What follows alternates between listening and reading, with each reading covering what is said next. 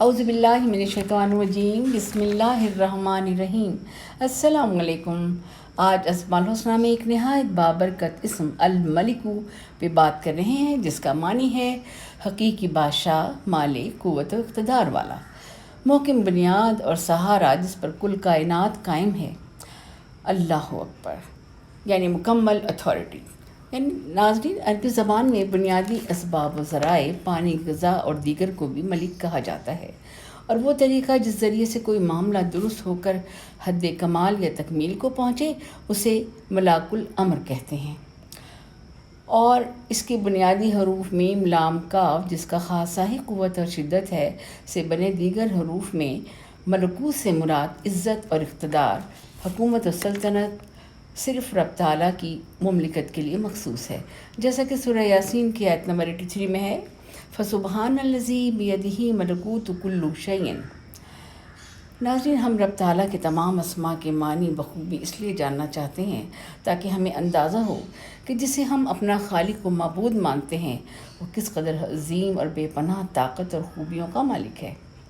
ناظرین، سورہ النحل کی آیت نمبر 73 میں لا یملکو کی تفسیر لا یستطیعون نے کس قدر خوبصورت انداز میں کی ہے۔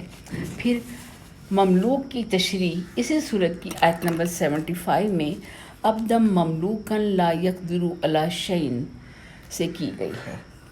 ایسی بادشاہوں کا بادشاہ الملک، مالک کل کائنات، مالک مشرق و مغرب، یعنی تبارک الذی بیدہ الملک وہو علی کل شیء قدیر۔ میرا رب بہت عالیشان ہے، سلطنت کا مالک اور ہر شے پر قادر ہے۔ دنیا میں بادشاہ آتے ہیں، چلے جاتے ہیں، ملکیت بدلتی رہتی ہے، لیکن اللہ وہ مالک ہے جو ہمیشہ سے ہے اور ہمیشہ رہے گا۔ ناظرین، قرآن پاک میں جہاں جہاں الملک کا لفظ آتا ہے وہاں رب تعالیٰ کی دیگر صفات بھی بیان ہوتی ہیں، جیسے سورہ الحشر کی آیت نمبر 23 میں ہے ملک القدوس، یعنی عیبوں سے پاک مالک۔ سورہ جمعہ کی آیت نمبر 1 ملک القدوس العزیز الحکیم۔ جو کچھ آسمان و زمین میں ہے وہ اس رب کی پاکی بیان کرتی ہیں جو بادشاہ ہے، ہر عیب سے پاک، بڑا زبردست اور حکمت والا۔ ناظرین، دنیا کا کوئی بادشاہ کس قدر طاقتور ہی کیوں نہ ہو، کن فیکون کی طاقت نہیں رکھتا۔ الملک وہ ذات ہے جس کو نہ تو کسی کی مدد کی ضرورت ہے، نہ ہی وہ کسی سے مشورہ کرتا ہے۔ وہ ہر لمحہ کام میں مصروف اور اپنی ہر مخلوق کی ہر حرکت پر نظر کیے رکھتا ہے۔ اس کی طاقت اور قوت کو ناپنے کا کوئی پیمانہ آج تک ایجاد ہی نہیں ہو سکا۔ اللہ کا نہ کوئی نائب ہے نہ شریک، یعنی وہ وحدہ لا شریک ہے۔ ناظرین، ملکہ سے مراد کمانڈر اور بادشاہ بھی ہے، جیسے سورہ البقرہ کی آیت نمبر 246 میں بنی اسرائیل نے جب کہا کہ ہم پر کوئی حکمران یا کمانڈر مقرر کر دیں تاکہ ہم جہاد فی سبیل اللہ کریں، تو اس کے جواب میں اللہ تعالیٰ نے طالوت کو بادشاہ مقرر کیا اور فرمایا کہ اللہ جسے چاہے حکمرانی عطا فرمائے، کیونکہ وہ واسع علیم بھی ہے، یعنی وسعت دینے والا اور علیم و کبیر بھی ہے۔ اللہ اکبر۔ ناظرین، سورہ دہر کی آیت نمبر 20 نعیما و ملکن کبیرہ، اور سورہ طٰہٰ کی آیت نمبر 114 فتعالی اللہ الملک الحق کی شکل میں بادشاہ حقیقی کی خوبیاں بیان کرتی نظر آتی ہیں۔ اللہ اکبر۔ ناظرین، جب ہم اللہ تعالیٰ کی طاقت اور اقتدار کی بات کرتے ہیں تو اس کا مطلب مالکیت اور استبداد نہیں، بلکہ کائنات کی اصلاح اور درستگی کے لیے ہے، تاکہ دنیاوی نظم و نسق اور قانون قدرت صحیح چلتا رہے۔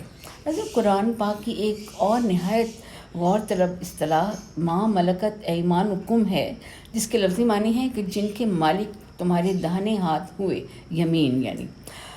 یہ اصطلاح متعدد معنی میں قرآن پاک کی متعدد آیات میں استعمال ہوئی ہے۔ اول تو ان لوگوں کے لیے جو آپ کے سبارڈینیٹ ہیں، آپ کی ماتحتی میں کام کر رہے ہیں، جس کے آپ حاکم ہیں، جیسے سورہ نساء کی آیت نمبر 36، سورہ نحل کی آیت نمبر 71، سورہ نور کی آیات مبارکہ 31 اور 58، اور سورہ روم کی آیت نمبر 28۔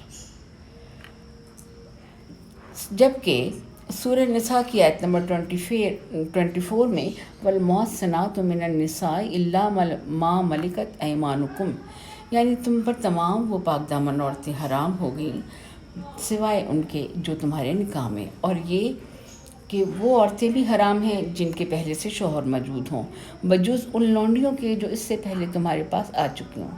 لیکن ناظرین، سورہ الممتحنہ میں کی آیت نمبر 10 کے مطابق مسلمانوں کو حکم دیا گیا کہ کفار مکہ کی جانب سے اگر کوئی مومن عورتیں تمہاری طرف آئیں تو ان کو واپس نہ لوٹاؤ۔ ناظرین، تیسری مراد جیسا کہ سورہ المومنون کی آیت نمبر 6، سورہ معارج کی آیت نمبر 30 اور سورہ الاحزاب کی آیت نمبر 50 میں ہے، یہ زیادہ تر لونڈیوں کے حقوق اور ان کی ملکیت کے بارے میں ہے۔ ناظرین، ابھی ہمیں معلوم ہے، اس بات کا علم ہے کہ اسلام سے قبل تو عرب معاشرے میں غلام اور لونڈیوں کا رواج عام تھا۔ جب لوگ مسلمان ہوئے تو جو لونڈیاں ان کے گھروں میں موجود تھیں ان کو آزاد کرنے سے بڑی خرابیاں پیدا ہو سکتی تھیں، لہٰذا ان کے لیے بھی ما ملکت ایمانکم کی اصطلاح استعمال ہوئی ہے۔ بعد ازاں سورہ محمد کی آیت نمبر 4 میں ان کے بارے میں واضح حکم آ گیا اور جنگ کے قیدیوں کو غلام بنانے اور غلامی کے دروازے کو اللہ تعالیٰ نے ہمیشہ کے لیے بند کر دیا۔ اسلام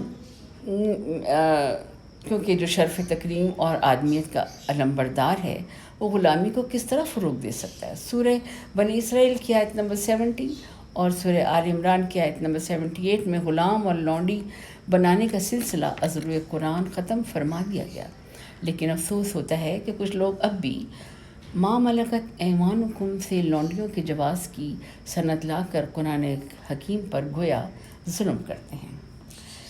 ما ملکت ایمانکم تو آنے والی نسلوں کے لیے خضر راہ ہے۔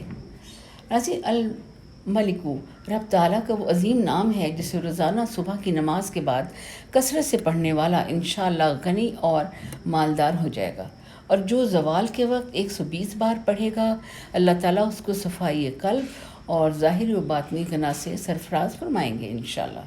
ناظرین، ہماری اس ویڈیو کو بطور صدقہ جاریہ لائک اور شیئر کریں اور ہمارے چینل کو سبسکرائب کریں۔ جزاک اللہ خیر۔ سلام علی المرسلین والحمد للہ رب العالمین۔